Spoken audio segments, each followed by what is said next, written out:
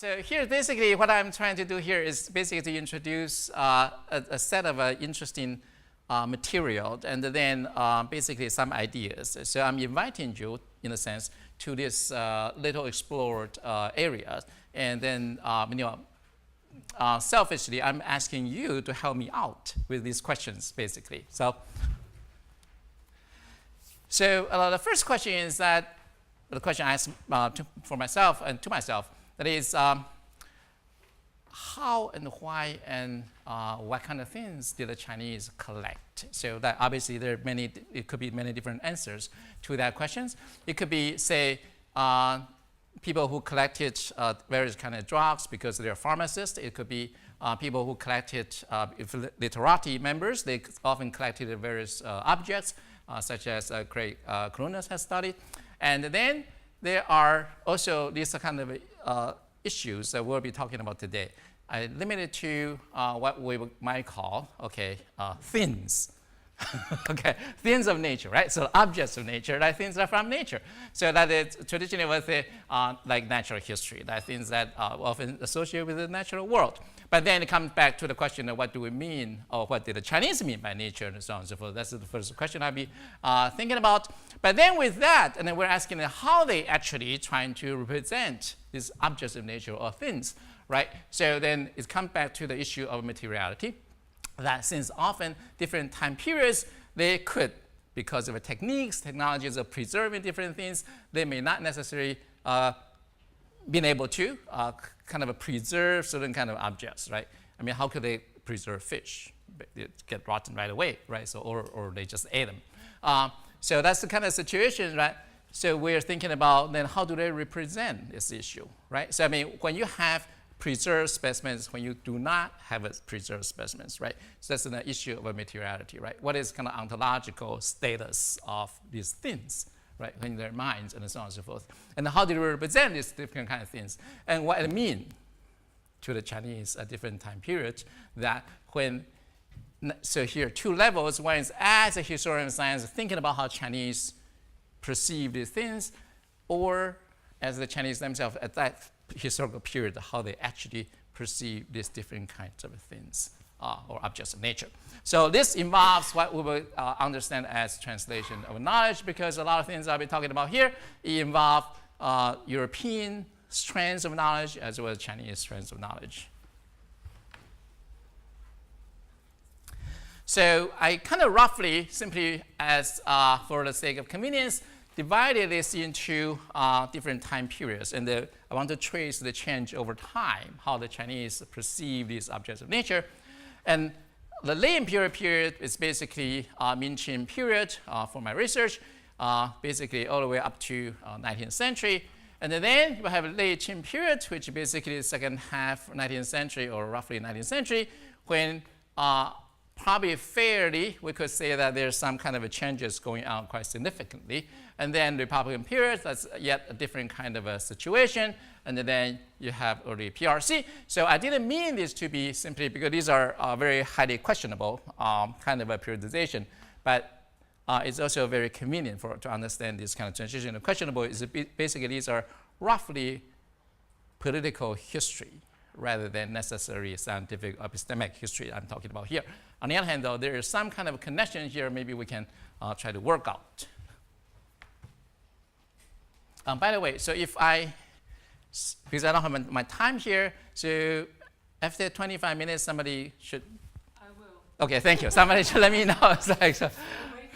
Okay, that's right. I'll throw your shoes at me or something. That's right. Just stop me if I'm talking. So anyway, so now, so why and how and what did the Chinese collect, right? So this is the question, is that how did they display it? So there's also different kind of things that the Chinese in different genres, they collect this knowledge or imaginaries of things, right? It's kind of a constructed things that because may not necessarily at that time have the abilities or have the techniques to preserve these things, but they actually were able to construct it through all sorts of techniques of representations, the particular objects they were talking about, right? So, but why did I do that? There are all sorts of different possibilities. One is that the tradition of rectifying names, that is that in their particular understanding of a cosmic order, there are names, there are things, and then things should be in a particular places in this cosmic order, and then the names should be correct in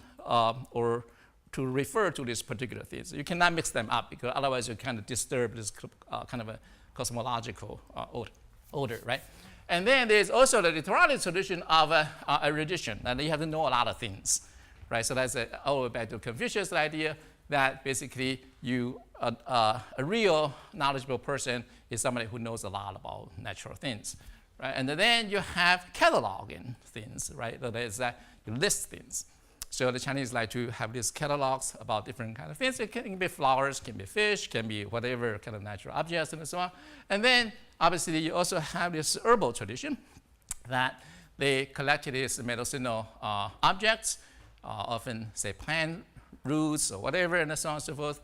And often they classify them according to medicinal properties, according to if they were animals, often in addition to medicinal properties, also where you found them, like if it's in the marshland or in the mountains or in the forest and so on and so forth. And then you have this food and the culinary tradition that they also collected about, say, fish or plants or sometimes animals, different kind of livestock and so on and so forth. And then they classify them, right? So these are basically animals and plants mostly. And then they will classify them according to how tasty they are. If it's about food tradition, and then you will say, oh, this fish from this area is super, right? I mean, and so on and so forth, right? And it is kind of a traditional Chinese. Today we'll call the Japanese sashimi, but the Chinese originally eat this raw fish too. So they said this particular kind of area, fish from this area, is super good for this raw fish, and so on and so forth, right? So, and then you have for famine relief that you have this particular herbals or menus that are written precisely for people so that they can go out to look for particular kind of plants that is edible, that you can sustain your ability when the famine hits, and so on and so forth, right? So that's collecting this knowledge about nature, objects, and so on and so forth.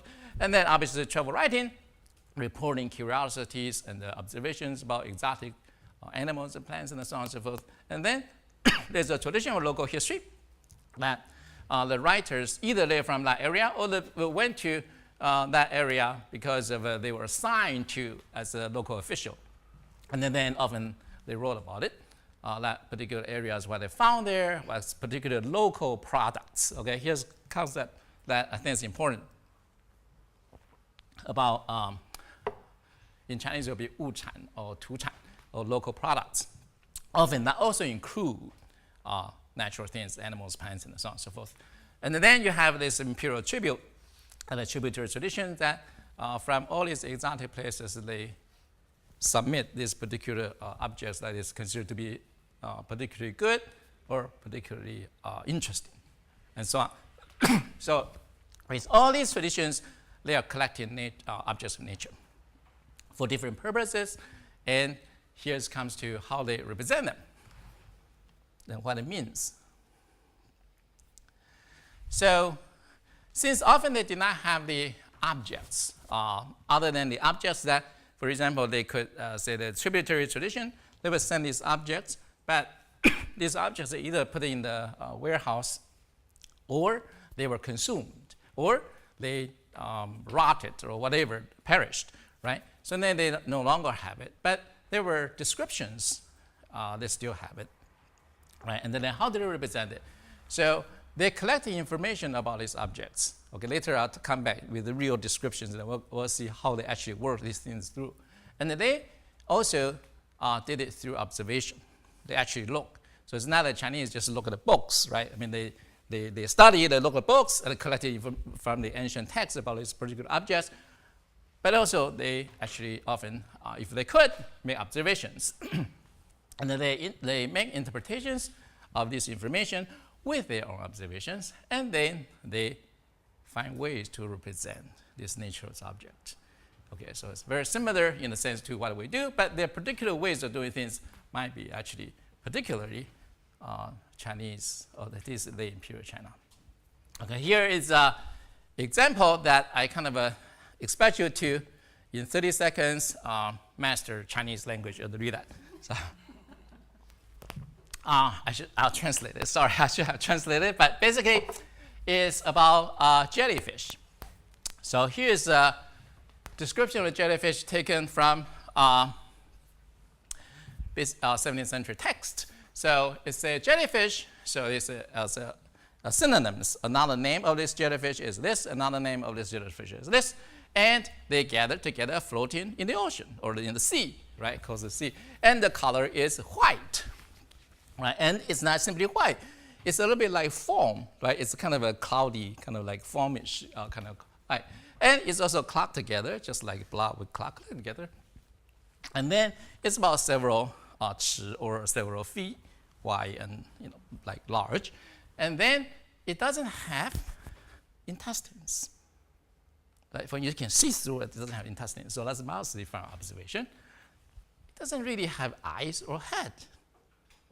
Right? So, and it doesn't have a particular place to stay, right? It's kind of floating around, and they don't try to avoid people, right? So if you go there, it's just there, right? It doesn't try to avoid people, and it goes east and west and kind of wandering around, and so on and so forth. Here comes to very strange things that they're talking about. Now they can't see, right? They don't have eyes, but then how do they see? They use shrimp as their eyes. So what? Okay, now there's the shrimps and the eyes, and if they don't have shrimp there, then they're just floating around. So obviously it needs shrimp to see.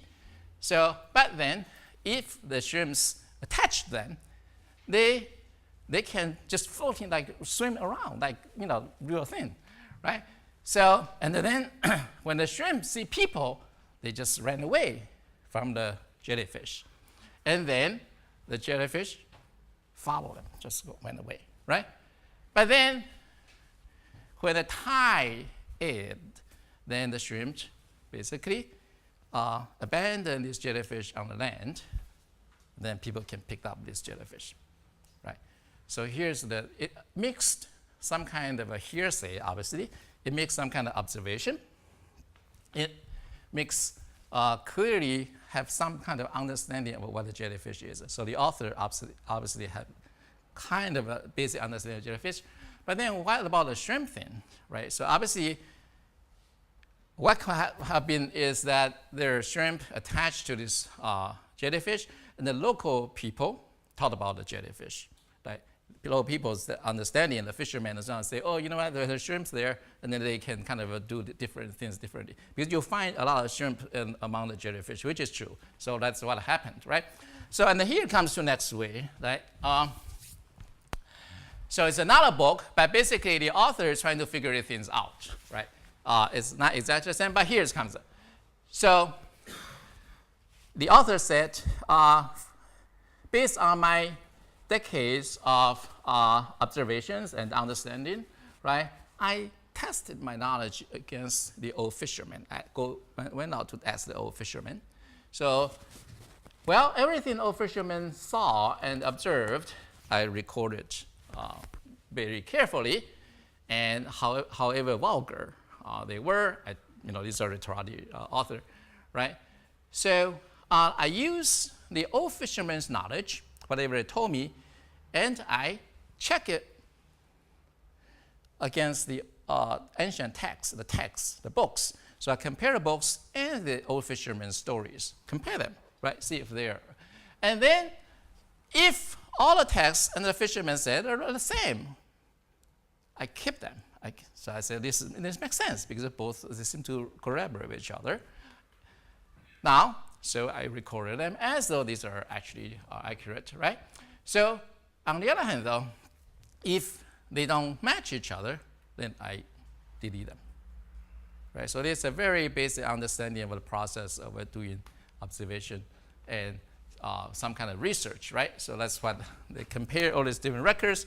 Now, here is one of the examples, right? So here's the author said this is particular kind of is a kind of flying fish, and then the author was explaining he himself saw this flying fish, right? So it's a particular area you can see the local fishermen saw this flying fish, and I was there and I saw this flying fish too, right? And then he draw this flying fish according to his knowledge. So this flying fish is red, and then it looks like this. And obviously, since the fish flies, so it has a huge fins and so on and so forth. So it's more or less, you can see, oh, this must be some kind of understanding. This is it, right? So it doesn't, it's not too bad. So this particular collection is 4 albums of about 300 different kind of sea creatures, marine animals. And 3 of them are still in Beijing. One of them is in Taiwan, the National Palace Museum there. Right, so the original is a core collection in the core collection, and then somehow they dispersed into different palace museums. But basically, it was nobody really know much about the author, the person who wrote this observation and drew this fish. So assume he himself drew this fish, and then he wrote these descriptions as well. Okay, the handwriting seems to corroborate that. So basically, it's probably most complete records of marine animals in southern part of China during that time, or as seen through the eyes of a well-educated but not famous person who got interested in marine animals and then did research about it. So he did research about it, and then obviously he observed it, and then he often said that he went to the local fisher villages and to see how these things, to look at this fish and so on. So, but then you have these different kinds of understanding and representing nature, because what is this?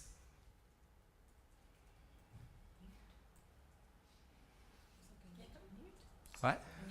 A newt, good guess, but much bigger than a newt. Dragon, Indonesian dragon. Looks like it, is it? Yeah, Komodo dragon. No? Okay. It's a crocodile. That's right. That's right. He probably hasn't seen one, right? So he hasn't seen one. So he heard people talking about crocodile. And then it sounds like something he might have imagined, right? Or might have seen. So it looks like a lizard, perhaps, or some kind of a dragonish kind of person. So this is crocodile for him, right? So it's represented. So it's a different way now. With flying fish, he could say, I observe it, so you draw a fish accordingly. With crocodile, he had never seen it. But the description is actually quite accurate. This is people reporting to him, a traveler told him, this is crocodile is like. So then he represented as such, right? So then there's another example. This is, what is this?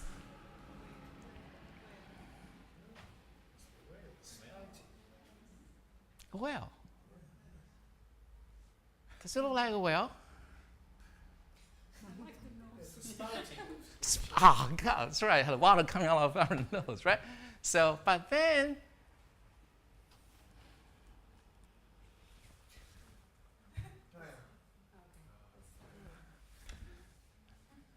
so he might have, or may very well have seen a map of whale.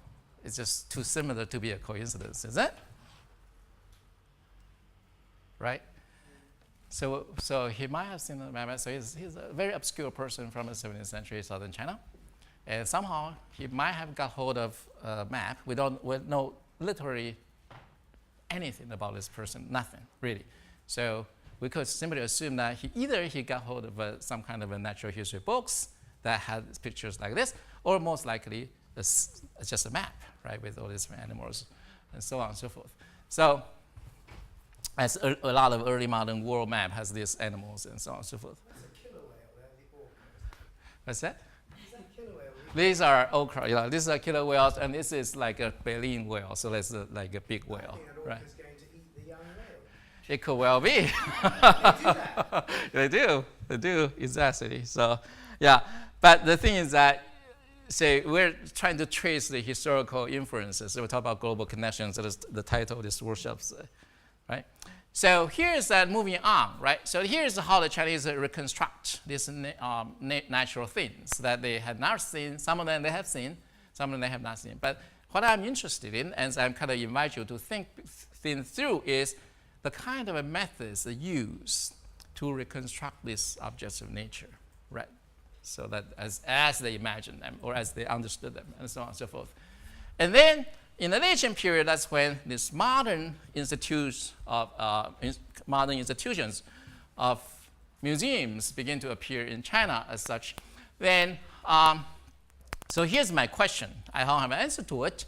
Is that, so how is it different from the earlier kind of a textual world of things? And now you have museums as we understand it. The Chinese collect different things, but they were not like museums, modern museums, right? So the transition is not simply from textual world of things to the museums, but also various ways of collecting things to museums too, right? I mean, you go to the drugstores in the traditional Chinese pharmacist, you see these art things, the roots and the animals and so on and so forth there too. So they're material world to material world, they're textual world to material world, and so on and so forth. But still, what is the difference when you have different levels of materiality involved when you see or when you your sensory experience, as well as your different kind of imagining enabled by this scene going into seeing a museum, right? It's different from looking at the books and the pictures and so on and so forth. If we assume it's different, then what would be that difference and so on? So that's a possibly is some kind of a metonymic kind of imagination. That's a different, I imagine, kind of thing. So that is my assumption, but then moving forward is this, right? So here's one of the early museums, obviously by Jesuits in Shanghai, and they established in Shanghai, and you can see these are bones and the birds and this kind of different specimens and so on and so forth. And then let's ask a question. How did the early Chinese visitors, when you walk into this museum, what kind of a response they had? I suppose you're looking at a book about object of nature, right? So that's the question, and here is probably one of the answers, right? So they're walking into these museums, and then so this museum, and there's a whole walls of different kind of specimens here, right? So there is a very detailed descriptions of what this museum is like, and then so on and so forth. And then you can imagine the kind of sensorium experience and the kind of associations, metonymic associations they can develop, probably quite different from reading a text as a kind of using different kind of techniques to reconstruct the natural world and so on and so forth. But how are they different? I have no idea. Okay, I don't know.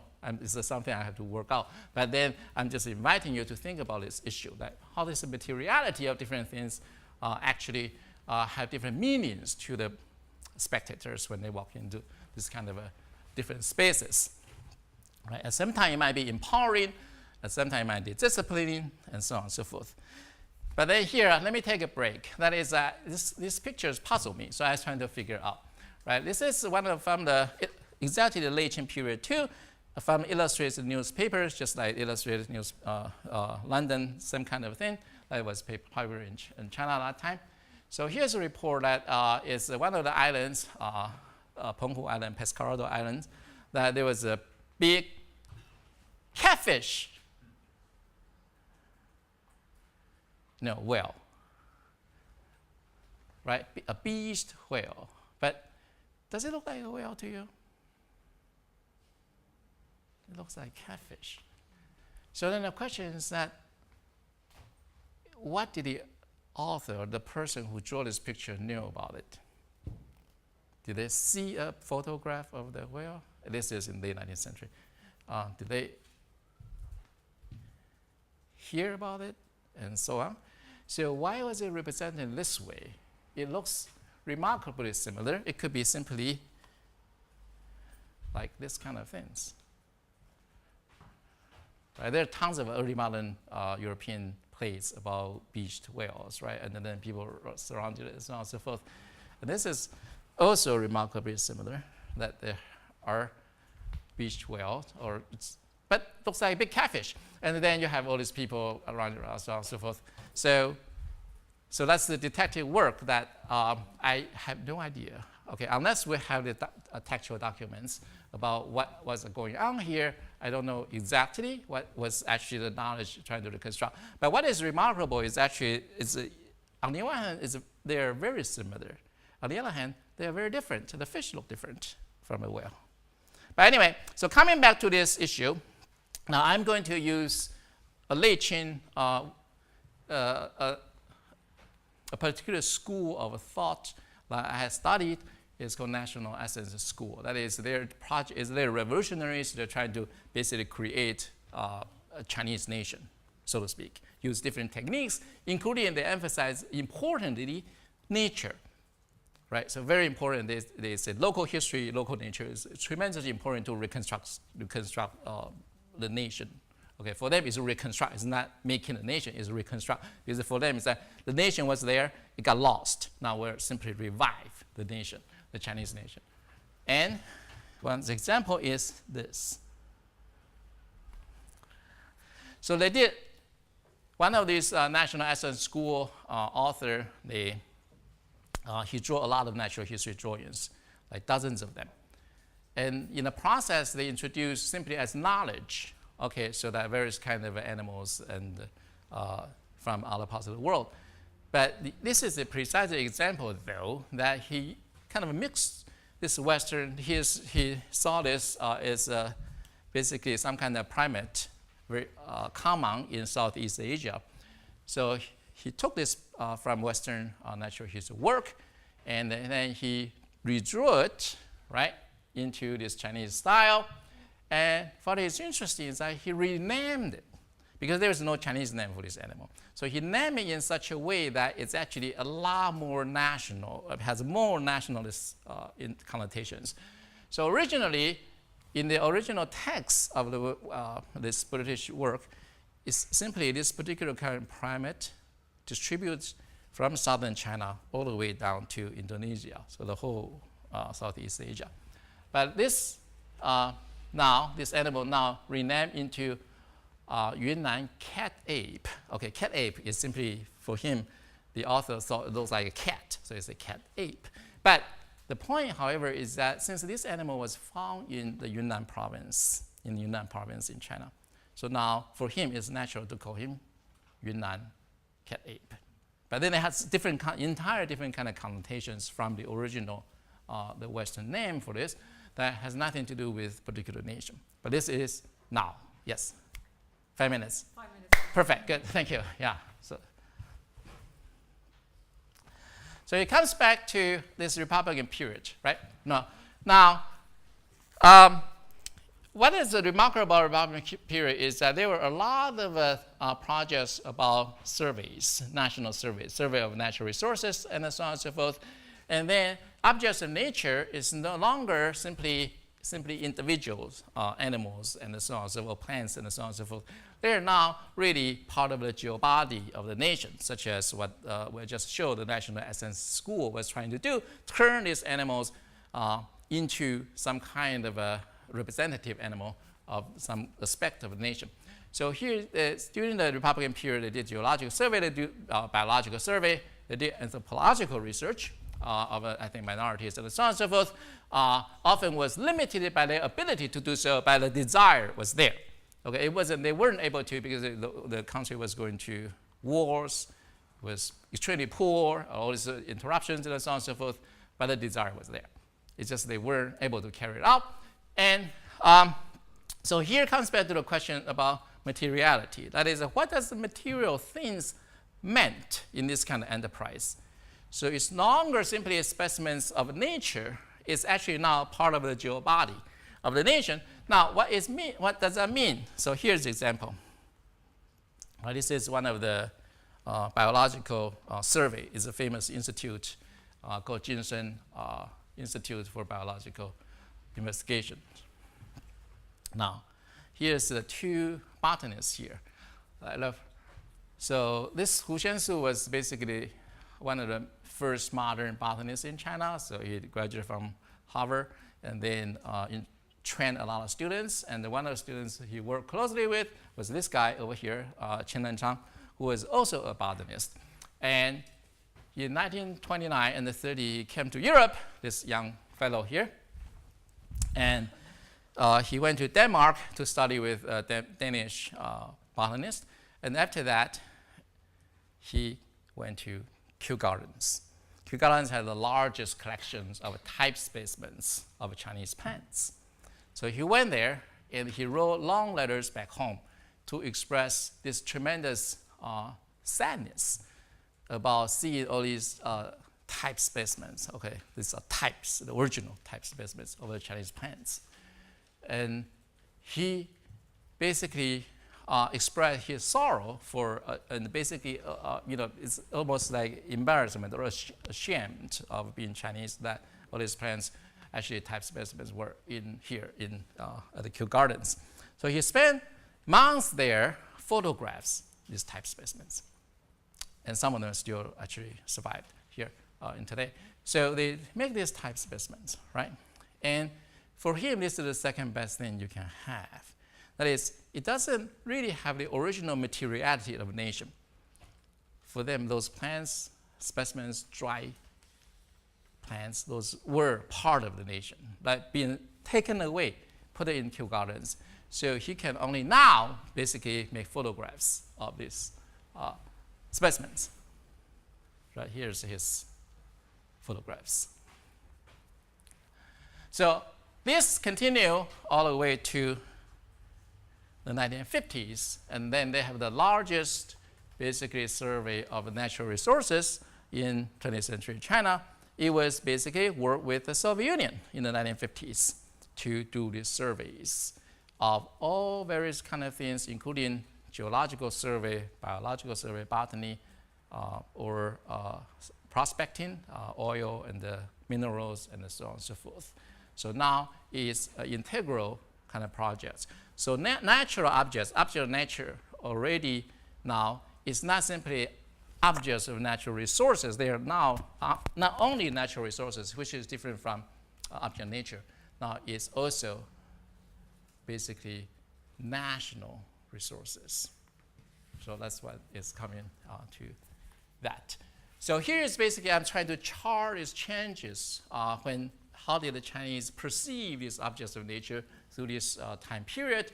They went through phases, and they used different techniques and methods to reconstruct these natures. And these all have some kind of a political as well as scientific meanings.